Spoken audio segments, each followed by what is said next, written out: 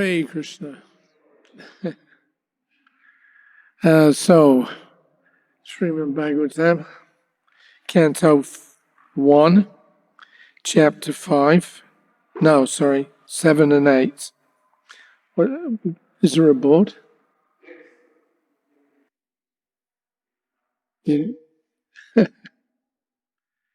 All right.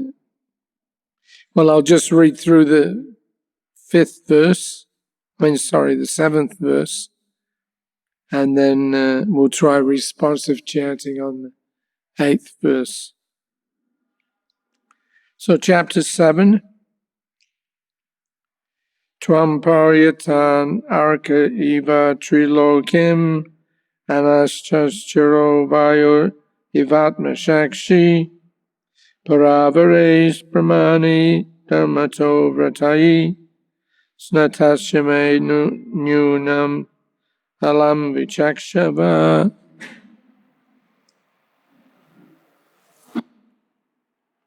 Translation and purport by His Divine Grace, Srila Prabhupada.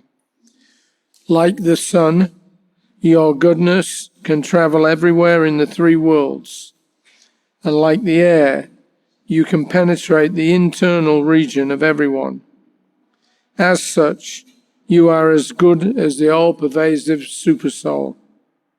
Please, therefore, find out the deficiency in me, despite my being absorbed in transcendence under disciplinary regulations and vows. Purport by Srila Prabhupada. Transcendental realization, pious activities, worshipping the deities, charity, mercifulness,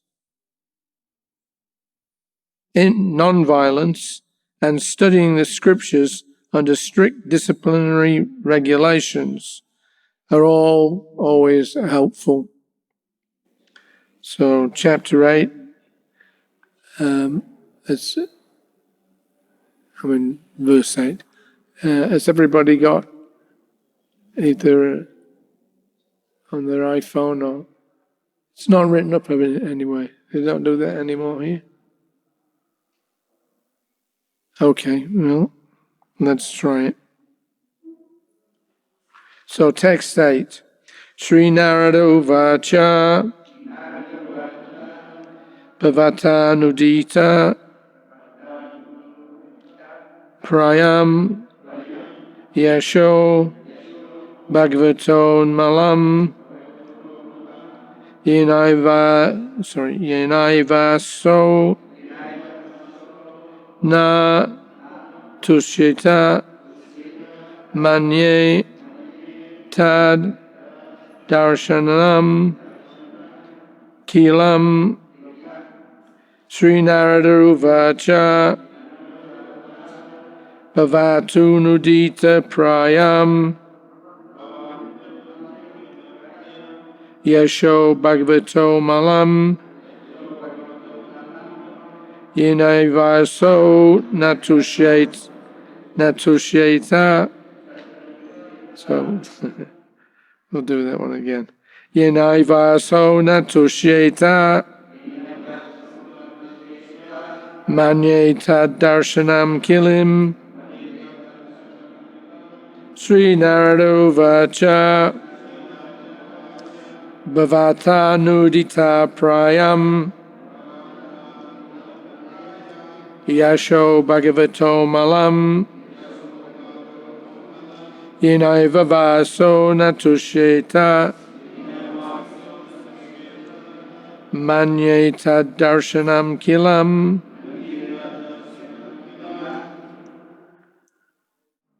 Sri Narada Uvacha said, Bhavata by you, Anudita Prayam almost not praised, Yasha glories, Bhagavataha of the personality of Godhead, Amalam spotless, yena, by which, eva, certainly, asau, he, the personality of Godhead,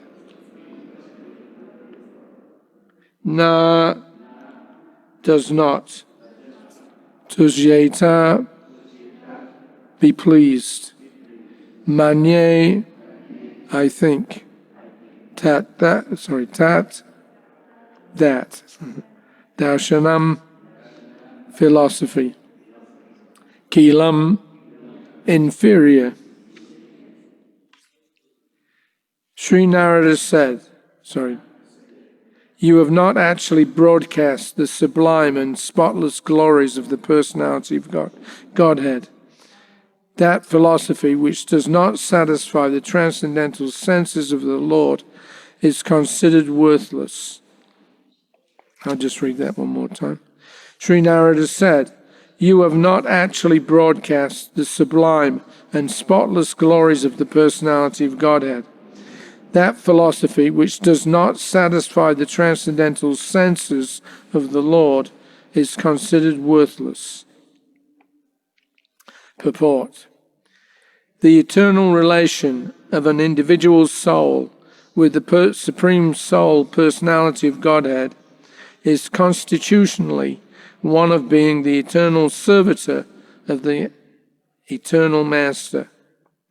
The Lord has expanded himself as living beings in order to accept loving service from them, and this alone can satisfy both the Lord and the living beings.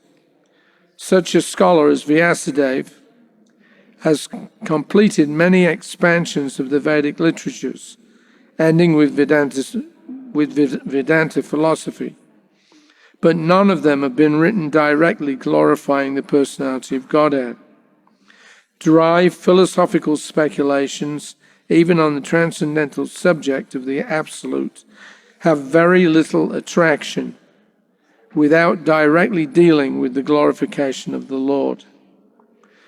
The personality of Godhead is the last word in transcendental realization.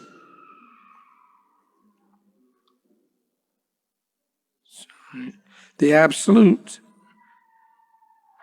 realized as impersonal Brahman, or localized Supersoul, Paramatma, is less productive of transcendental bliss than the supreme personal realization of his glories. The compiler of Vedanta Darshan is Vyasadeva himself, yet he is troubled, although he is the author. So what sort of transcendental bliss can be derived by the readers and listeners of Vedanta, which is not explained directly by Vyasadeva, the author? Herein arises the necessity of explaining Vedanta Sutra in the form of the Shrimad Bhagavatam by the self-same author. Sri Narada said, you have not actually broadcast the sublime and spotless glories of the personality of Godhead. That philosophy which does not satisfy the transcendental senses of the Lord is considered worthless. Okay, so an important comment there. Prabhupada says that the necessity of explaining Vedanta Sutra in the form of Shrimad Bhagavatam by the self-same author. Vyasadeva, I was just reading this morning, Vyas means to split, or divide. So Vyasadeva is that sage that divided up transcendental knowledge into different sections. The four Veda, of course, the Itihasas, the Puranas, etc., etc. So he's done so much work to delineate and clarify what this world is, what we are as living beings, what is the supreme absolute shelter of the living beings. So he's done all of this and still he's not satisfied.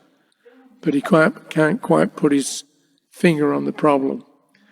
So Narada Muni comes and tells him straight away, that you haven't directly glorified the Supreme Lord. Yeah, you've said so many things, but the peak of understanding is to understand that the Lord, or the Supreme, is in fact a person. And that person has all the attributes that we can observe in this material world, in the living beings here. He has that in perfection. So the understanding of personality gets down to senses. Prabhupada says here that he hasn't yet satisfied the transcendental senses of the Lord. So any philosophical path, any kind of speculation, that has to conclude, or it reaches its perfection when there's an understanding of the Supreme Lord as a person. Yeah, we have Brahman, we have Paramatma, but Bhagavan iti sabhyate, the personality of Godhead, he has all the senses, and through those transcendental senses, he generates the living beings, and they reciprocate with him in different ways. So there are different kinds of senses, but because the Supreme Lord has senses, then we also have senses. Yeah, the so-called material scientists, they fall short. They're actually Mayavadis, but they have no understanding not only of matter, but they have no understanding of the transcendental nature of the living being. We're embodied in this material world, but we have no realization or understanding of what's beyond our sense perception. But the Supreme Lord, his sense perception is unlimited. The senses are the means or the gateways by which information comes to stimulate the mind. When the mind is stimulated, then it employs the intelligence to try and enjoy in this material world. This is the position of living beings, conditioned living souls. So without the senses working, then practically we become inert. Indriyani paraniyaho, indriyabriya pramana, manasastu parabuddhi, yo buddhe paratas tu saha. This is from the Bhagavad Gita 342. So it describes the hierarchy of the living beings. The working senses are superior to dull matter. The mind is higher than the senses. Intelligence is still higher than the mind. And he, the soul, is even higher than the intelligence. So this is a nice, simple way to describe the makeup of a living being. First of all, there's dull matter. But that dull matter, it stimulates or provides information for the senses. So the senses are interacting with dull matter. When the senses are employed, then the next thing is the mind is activated. So through the mind, then we decide what we want to do. The mind itself, it doesn't act on its own, but it acts with direction. Although information is coming in from dull matter, the mind has to, process that information. It has to do something with it. So there are different senses, and by the variety of the senses working on the mind, then we experience so-called happiness and distress in this material world. Without the senses working, then the living being can't function. There's always input from material nature in through the different senses, your eyes, your ears, the tongue, taste, touch, like this. So this information is coming in, it gets processed by the mind. But what to do with it? The mind is not a final decision maker. It employs the intelligence, and the intelligence, with intelligence, a living being can act in this material world. There were some experiments that were done, because the scientists are always experimenting. But in the 1930s and 40s, 1950s, there was a lot of interest in brainwashing. They had the Korean War, and then the Chinese were fighting. So they did some experiments, and we had the phenomena of so-called brainwashing, where American troops were sometimes captured by the North Koreans, and they would be what they call brainwashed, which means that the senses and the mind was reprogrammed, if you like.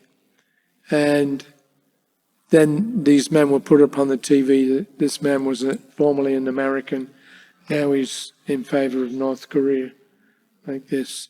We also had the same thing with our devotees when we first started Street Sankirtan.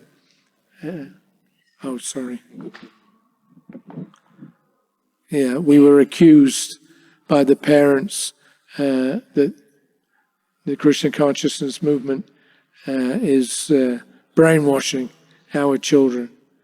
So brainwashing in the sense that they reprogrammed the minds through sensory deprivation. That was the key thing. Sometimes an overload of information comes, or sometimes no information comes. Either way, it causes distress to the living beings. Everybody's got senses.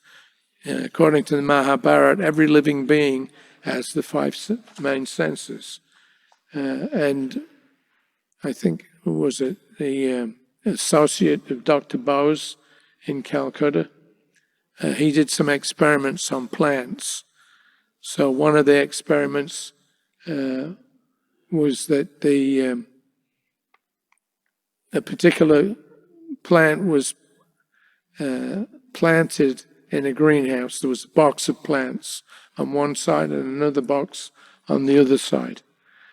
So initially, plants were being fed every day, watered, and they would play nice music. And the person that was looking after the plants, he was, speaking to them, talking to them, and the plants were growing nicely. Then one day he came in with his sword or a stick or some cutting instrument, and he just wiped out, without warning, he wiped out all the plants on one side of the greenhouse. And then the other ones, he continued on with the program of, stimulating them. But what they did, what they found was that whilst he was killing all the plants on one side, the plants on the other side started freaking out. They got very troubled, like mass anxiety. And then afterwards, he would come and still feed them. But every time somebody came in through the door, the remaining plants, they were, disturbed, anxious. Gradually, over time, they settled down. No, there was no further murdering of the fellow plants, and they started to grow nicely again. So this was an experiment that they did to show that plants have senses. If you can't hear or touch or feel and taste, then you're in trouble. There was another one that was done, I think in the 60s or 70s, same thing. A repeat of the same experiment.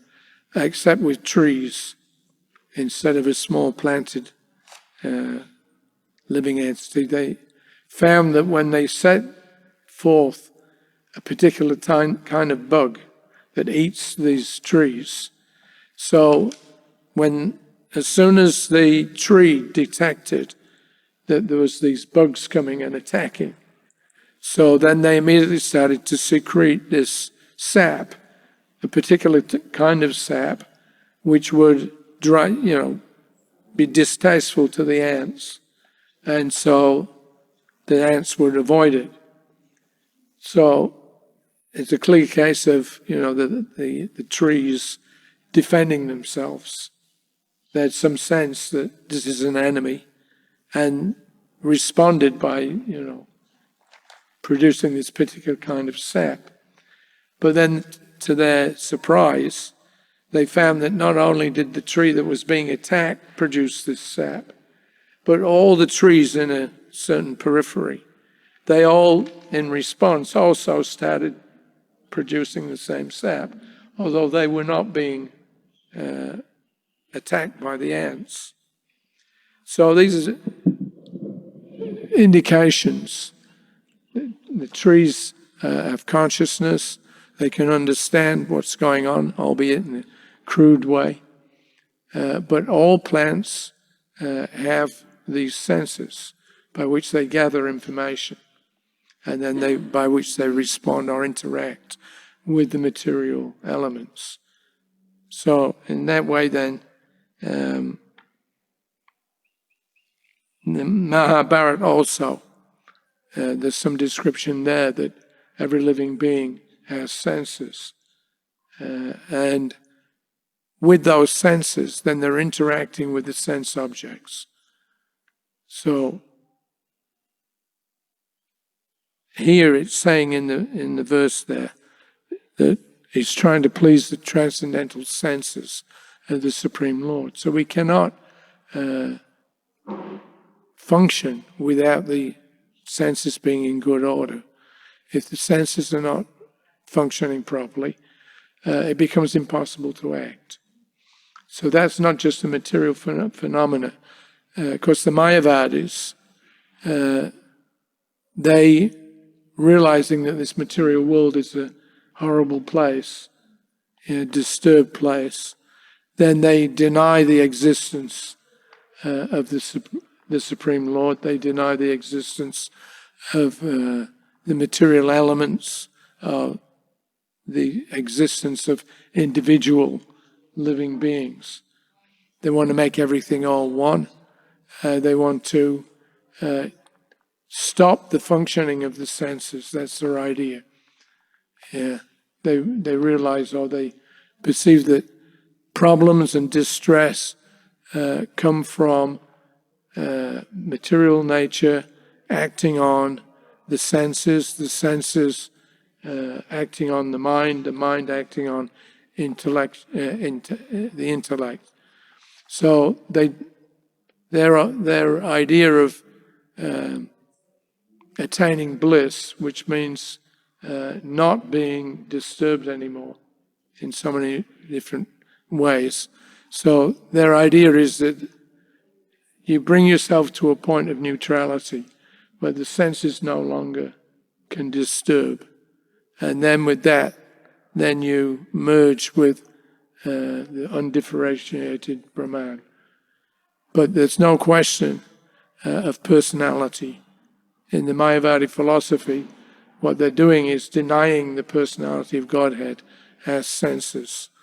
So in that way then, in their next lives, the Mayavadis take birth as trees and stones. Yeah.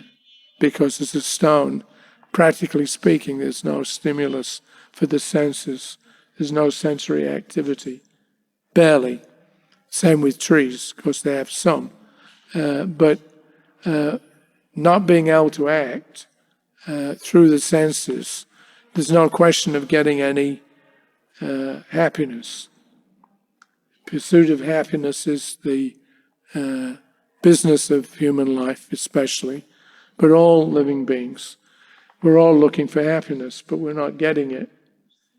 So Krishna gives a prescription by which those senses that we have can be utilized to come to an ultimate state of bliss.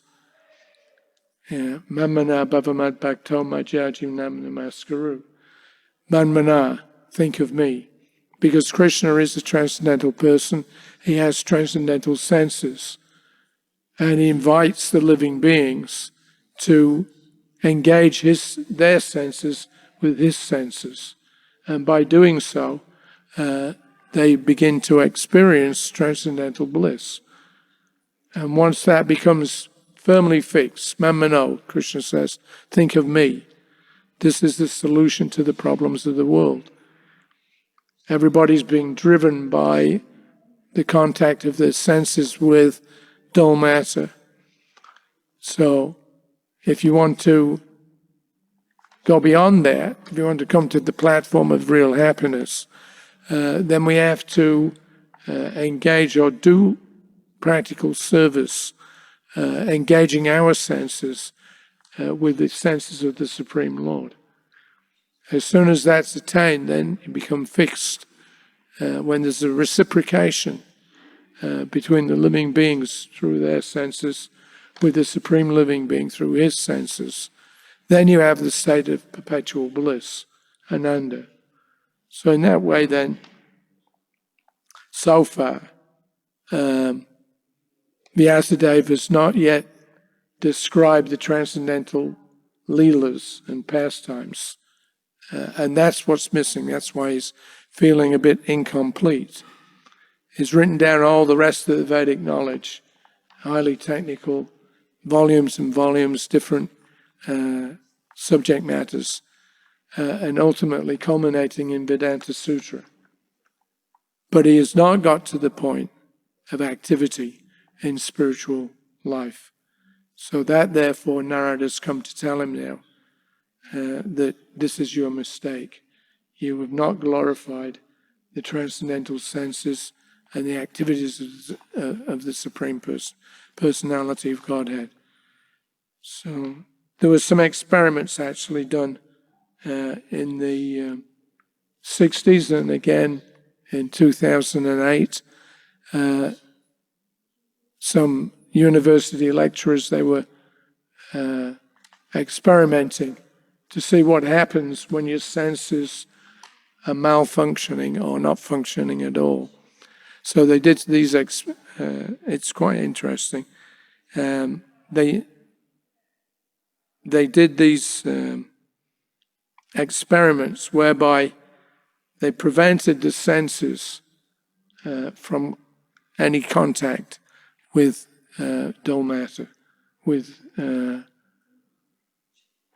matter.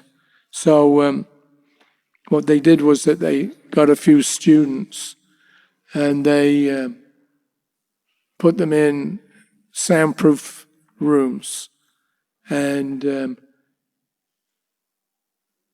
they wrapped up their hands with cardboard cuffs that extended beyond the reach of their hands.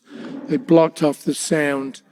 They blocked off any vision of anything. They were put in these chambers where there's no light, there's no noise, no activity at all. And then they were left there for some time.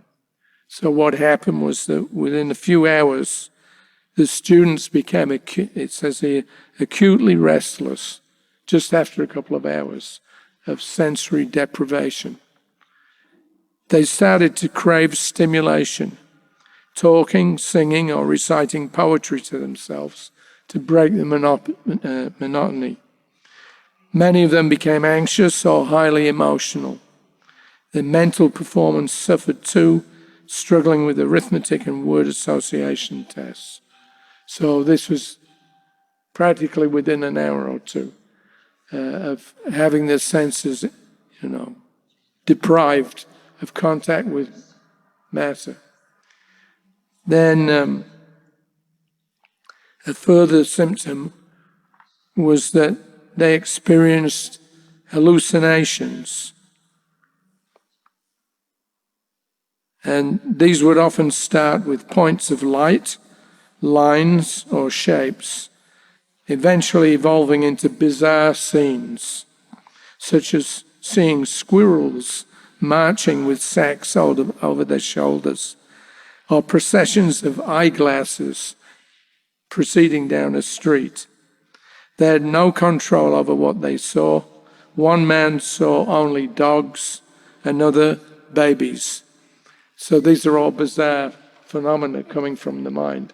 With the senses, being cut off, then the person lost control, lost all sense of who they were. They became distressed to an acute degree. So when they emerged from the experiment, they found it hard to shake the altered sense of reality. And they were convinced that the whole room was in motion, or that objects were constantly changing shape and size. So these are all distortions of consciousness. And they get distorted when they're not properly engaged. When the senses are not properly engaged, the mind becomes frantic. And you lose all sense of who you are, where you are, what you're supposed to be doing. So that was done in the 1960s, that experiment. In 2008, they did some more experiments, a different set of scientists this time. And they isolated 6 volunteers for 48 hours in a soundproof rooms in a former nuclear bunker. The results were similar. The volunteers suffered anxiety, extreme emotions, paranoia, and significant deterioration of their mental functions. They also hallucinated. One saw a heap of 5,000 empty oyster shells. Another a snake. Zebras, tiny cars, the room taking off, mosquitoes, fighter planes buzzing around. These are all different things that they were seeing, all within the mind. So the researchers had hoped to observe their subjects over several weeks, but the trial was cut short because the subjects became too distressed to carry on. Few of them lasted beyond 2 days, and none of them as long as 1 week. So, function of the senses is kind of crucial. If your senses don't function properly, then you lose all sense of cognition, who you are, what you are, where you come from, anything. And the information that's stored in the mind, it becomes distorted. Prabhupada once, I was giving him his massage in Vrindavan, and usually he didn't speak when we were giving him massage, but all of a sudden, without any prompt, he said, "I had a dream last night." So I said, "Oh, what was that, Srila Prabhupada?" He said, "Well, I dreamt that the courtyard in Krishna Balaram Mandir was suddenly filled with water to the top. And that I was thinking, oh, if it goes even 1 inch more higher, then everything will be flooded and ruined." So I asked Prabhupada, I said, "Is that real?" Or, because it's Prabhupada, of course. So I asked him, was that actually something that's going to happen, or what is it? Prabhupada said, "No, it's all just nonsense." He said, "That is the mind." He said he took a hold of the bottle of mustard oil that I was massaging him with. And he said, "Now if I take this oil and then I put it under the pillow on my bed, does it make any sense?" So he said, "This is just the mind, because when you're asleep, it's a similar kind of thing. You've got no input from the senses whilst you're asleep, but the mind is working. So the mind dredges up because it has to have stimulus. It has to have stimulus to work properly. So it dredges up images that have been seen before and mixes them all up with no priority attached. It's just like a jumble of thoughts. So the senses then, dealing with the senses, is very important. Yeah, we have to be very careful how we engage the senses, and that will decide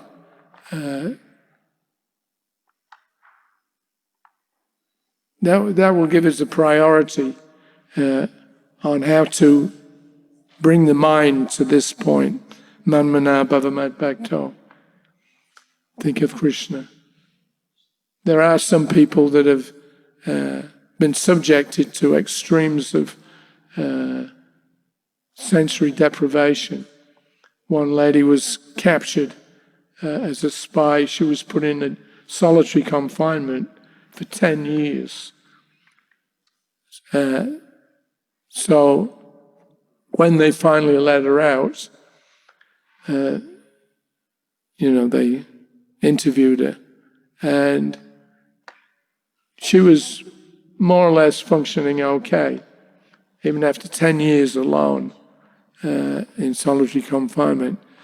But the way that she kept her sanity was she created mathematical problems in her mind and then spent her time trying to solve them. So she could speak like 4 or 5 languages, and she was a good mathematician. So she engaged her mind in a particular activity, and that stopped her from going crazy. There was also, I read a story about a priest. He was preaching in some country, and there was a revolution. So the incoming government, they arrested this priest, put him in jail in a room about 6 by 8, 6 foot by 10 foot, something like that, very small. And they left him there. So he spent 8 years in this confinement with no contact with anybody else except the people that would just come and give him some food to eat, and that was it. So for 8 years he was trapped in this situation.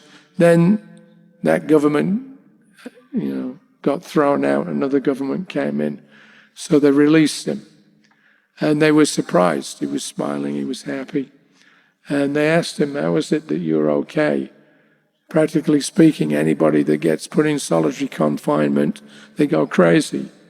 But you're not crazy. Why is that? So he said, well, because he's a priest, he said, I've always accepted that I am the servant of the Supreme. So whatever situation I get put into, I accept this is by arrangement of the Supreme Lord. Yeah, if he doesn't agree for something to happen, it doesn't happen. If he wants something to happen, nobody can stop it. So I've always understood that the Lord is my best friend. So when I was put into the cell, then I accepted immediately. This couldn't have happened unless the Lord agreed for it to happen. So he said, by keeping my focus on my friendship with the Lord, then I was okay. So this is, because he didn't know who the Lord is, but he knew there was something higher than himself. So this is the way to deal with the senses, is to engage them in some higher purpose, or some kind of alternate purpose, if you like. So we're here in this material world. We experience, so many ups and downs, changes of mind, consciousness. We all experience it, from moment to moment practically. The mind is always agitating or being agitated, and the senses are all pulling this way, that way. Oh, look and see, here's something beautiful, some nice smell. As soon as we get attracted, to the sense objects, then we forget who we really are. And whatever we meditate on, then the tendency is that you become engaged or interactive with the object of your meditation. So,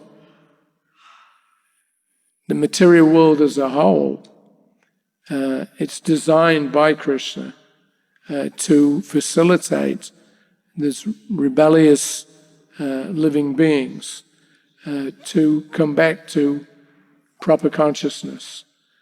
So the way that he does that is that he engages the three modes of material nature to influence the combinations of matter that a living being gets in the form of its body and mind and intellect. So the Supreme Lord arranges, according to our desire, this place of, well, we can say it's an illusion, but he employs the stuff of material nature to interact with the living beings and give them what they desire. But at the same time, he tries to offer them something higher. So if we remain on the lower platform, thinking that we are this body, we are, parts and parcels of the material world, if we think like that, then naturally there's not going to be any happiness involved. Nobody can be happy by merely engaging the senses with ordinary matter, because the nature of matter is that it's constantly changing. There's no fixed situation. So that way then, if we want to get to a platform of continuous happiness, we have to find out how to engage the senses on an eternal platform. The senses, if we just try to get rid of them or ignore them, or just like as the Mayavadis and impersonalists do, the end result is distress. It's not happiness, just to stop the senses from working. They're right in thinking that the senses are the cause of so many trials and tribulations. We see people suffering due to losing control of their senses. So the impetus from that kind of situation, it should be that we transcend the senses rather than just ignore them. If we transcend them, that means Prabhupada describes or defines Bhakti Yoga as being devotional service. Devotional service means action, means activity in relationship to the Lord. So that's the proper platform that one can attain happiness on. You leave all the material interactions behind, but you engage your senses and mind in something higher. So this hierarchy that's described, Indriyani Purani Aho, Indriya Pramana, Manasastu Parabuddhi, Yobuddhe Paratastu Saha. If we understand that properly, then we can act in such a way that we become fixed on a platform of pure happiness.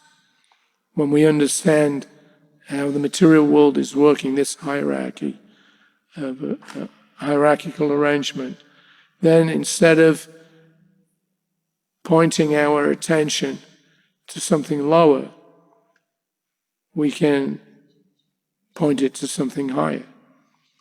So once it's fixed on that platform, it becomes eternal. And then the consciousness that we developed by practicing fixing in our minds on Krishna, that consciousness carries us back to the spiritual world.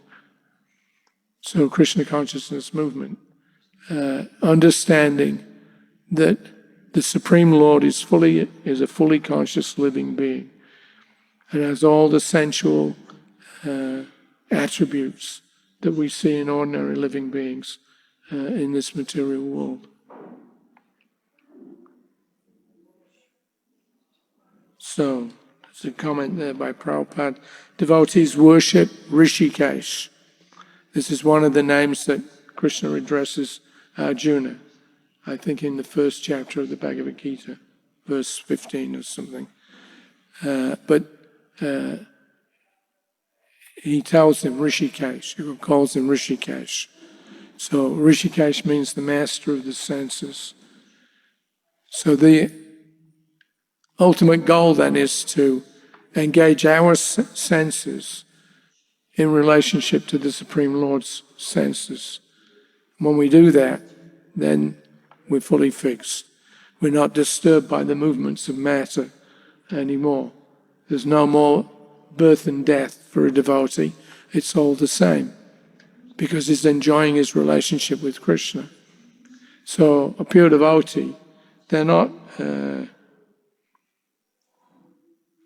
dictated to by the senses, but they are actually in a situation. Prabhupada says in the purport here that Rishika Isha, or Rishikesha, Isha of course means controller, master.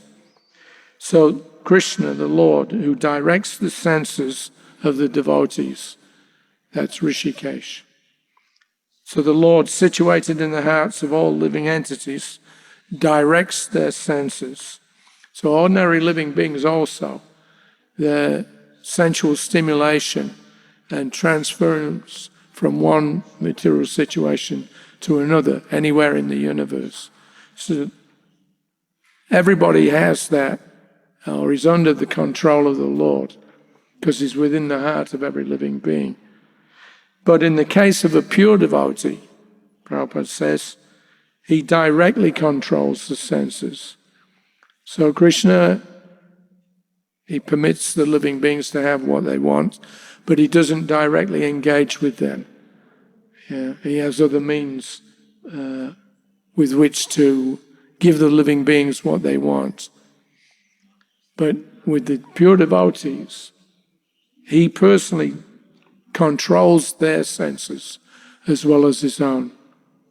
So that's what we want to get up to, that point where Krishna is apparent and interactive.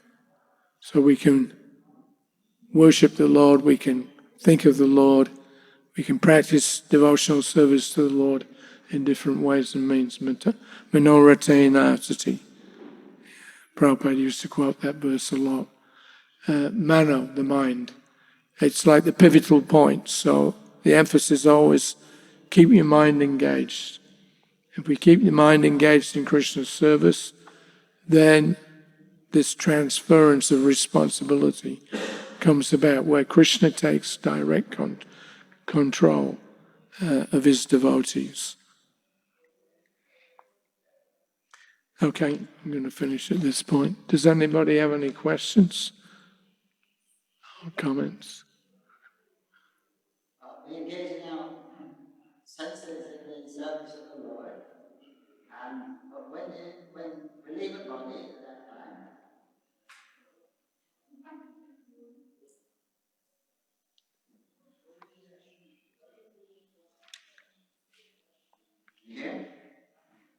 we engage our senses in the service of the Lord. Yeah. And we say always, a little transcendental. But at the time of leaving the body, you don't have any senses. We're just left with the mind. And what will happen? Our fate may be like an experiment. No, but why do you say that when you leave the body there's no more senses? No, but you don't have senses. You don't have senses, physical senses anymore. No, you don't have the physical matter. Right. That's the objects of the senses. Yes. But the living being himself, he retains the intelligence, mind, and senses. But it's the mind and the intelligence that carries you to the body. Well, the mind is considered the sixth sense. Yeah. But you're left alone at that stage, are you left alone with the mind? Now, the mind is always there, but it's according to the situation that it finds itself in.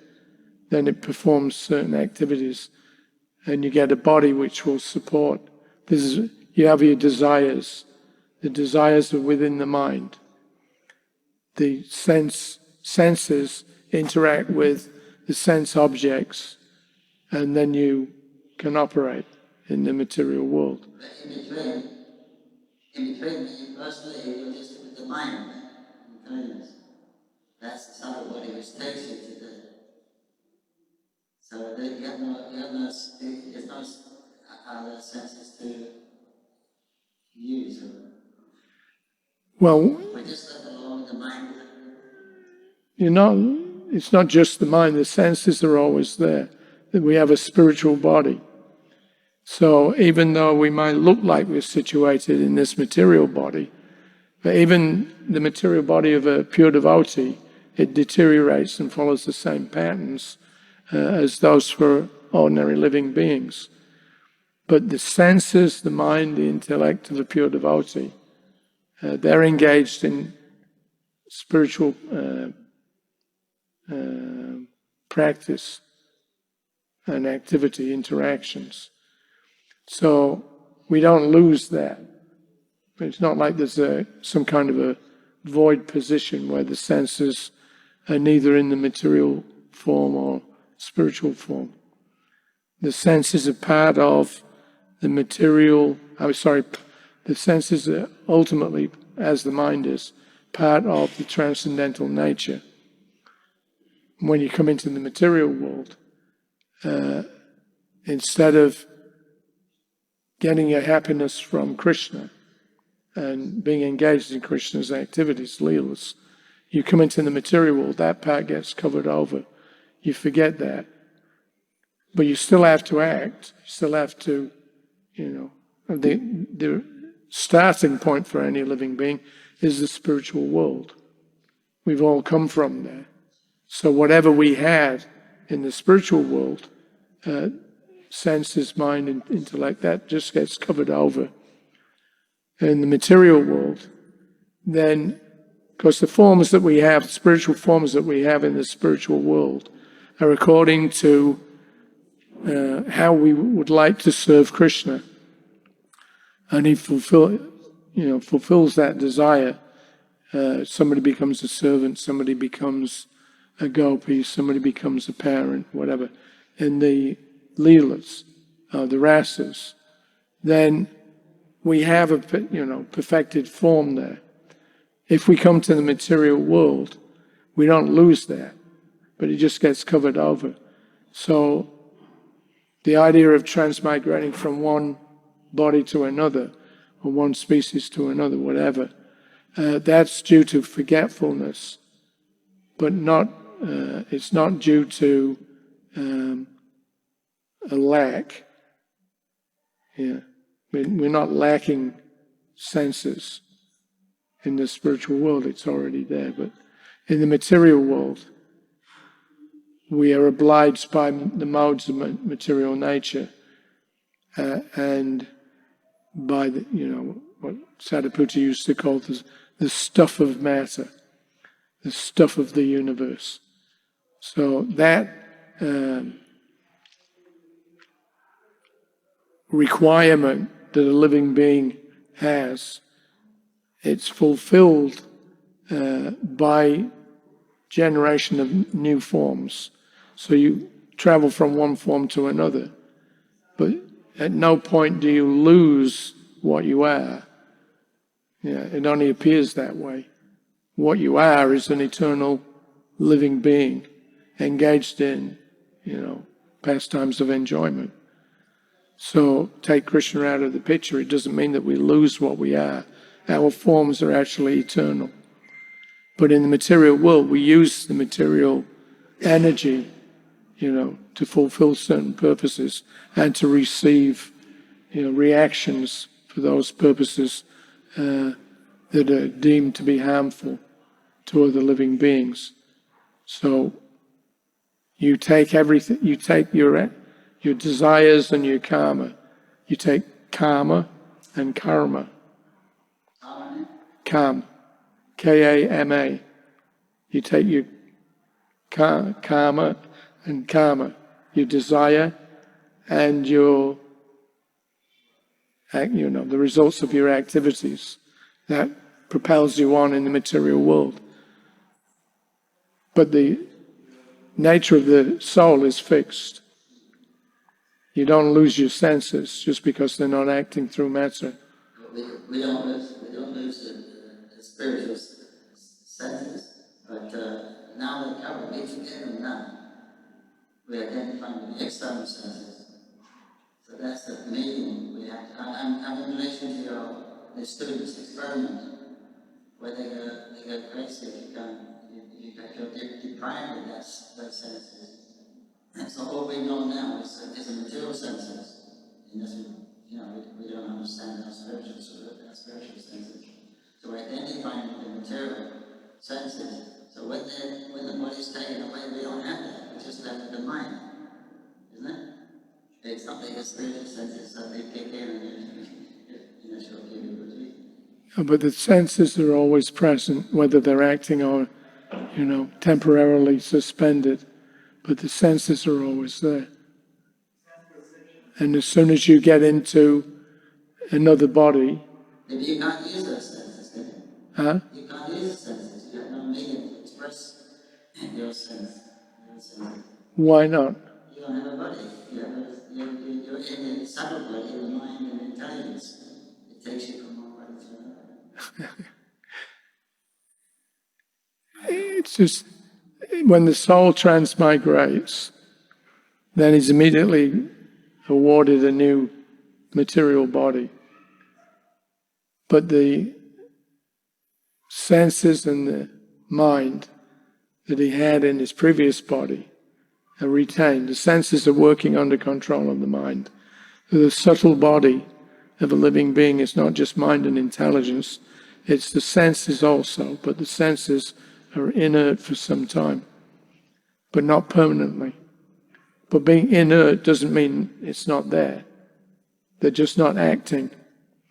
As soon as a living being is put into the womb of another mother, from the very first time of entry, the cells immediately begin to double up.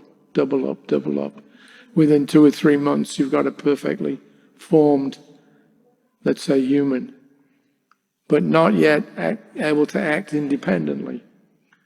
But it's growing, it's just a matter of time. And within that, those cells that, start off so small you can hardly perceive them, everything is there, and it gets revealed as the baby grows with the push of time. Then it gets revealed what kind of living being is going to be in this, So the senses become activated right from the point of the entry of the embryo. Anybody who's had kids, I was just speaking with my other daughter, my older daughter, yesterday. So she had a baby girl about a year ago. And whenever you see them, especially little kids, they just grow very rapidly. And the senses are immediately active.